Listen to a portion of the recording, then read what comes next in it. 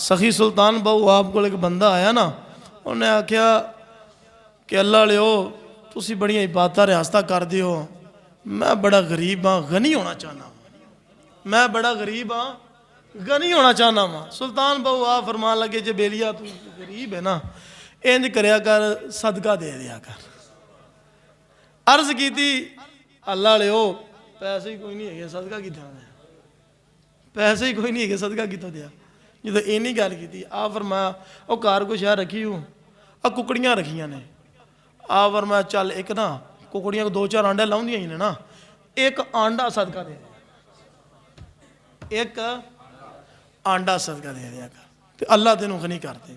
जो इन्नी गल हुई ना फिर आप की फरमाया, आप फरमाया बेलिया इस गल की मिसाल ये वे कि जिमें पहले दौर के अंदर वो जो ढगे खूहों च पानी कढ़ते सन ना, तो खूह किड्डा कुं होंदा एडा कुं होंदा सी छोटा जिहा, तो पानी कड्डी जाते होंदे सन, कड्डी जाते पानी पैलियां भी लगी जा रहा, लोकी भी लई जा रहे हैं, है खूह एडी खूह तो पानी निकली जा रहा, तो बाहर लोकी लई जा रहे हैं, तो खूह च पानी ओना दा ओना रब होर भेजी जा रहा। जेड़े समझदार बंदे ने वो समझ गए जो मैं गल समझाना चाहना वा, वो समझ गया ने।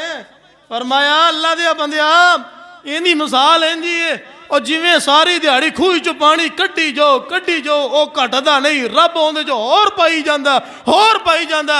तुसी भी सदका दीती जाया करो, रब दे दीते च दीती जाया करो, अगां दीती जाणगे पिछों रब भेजी जाएगा, पिछों रब और दीती जाएगा। घबराई दा नहीं होंदा।